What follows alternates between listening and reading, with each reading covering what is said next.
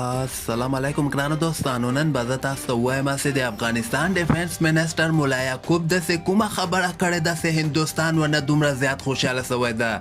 زه به تاسو ته ووایم چې د هندوستان مختلف رسنیو کې دغه خبر ډېر زیات نشر کیږي چې مولا یعقوب هندوستان ته د دوستۍ لاس ورکړی ده. ویډیو تر اخره پورې وګورئ، په هر څه به تاسو پوه شئ.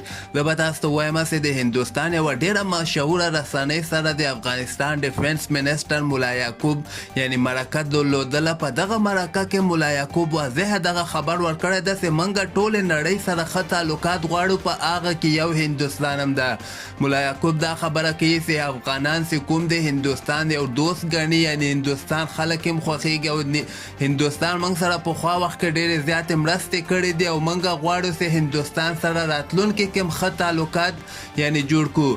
اول خو باید هندوستان دغه سفارت چې کوم د زر تر زره باید افغانستان کې خلاص شي. هغه نه وروسته به بیا که خیر موږ هندوستان سره تجارت هم کوو. تجارت نه وروسته بیا موږ یعنی دغه خپل فوجیان چې کوم دي هغوی هم هندوستان ته لیږلو ته تیار یو.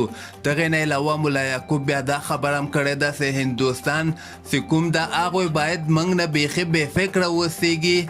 موږ باندې د چا زور او یعنی موږ خپل واک او اختیار لرو او د افغانستان خاوره به د پاکستان په خوله باندې په هندوستان باندې نه کارول کیږي.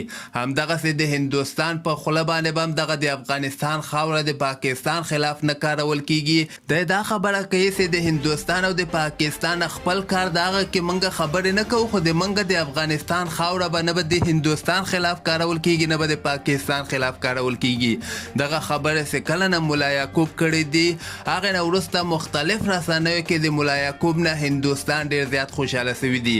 او بل طرف ته د افغانستان دغه شیر محمد عباس ستانکزی چې کوم د هغه د هندوستان بهرنیو چارو وزارت پلاوی مشر بی جی سنګ سره هم کتلي ول. یعنې تېره ورځ که تاسو دغه پوسټ کتلی هلته بی جی سنګ راغلی و او دغه د عباس ستانکزي سره کتنه هم کړې ده. په دغه باندې مختلف موضوعاتو باندې یعنی خبرې سوي دي. په دغه باندې هم خبره سوي ده چې باید زر تر زره هندوستان خپل سفارت په افغانستان کې خلاص کړي.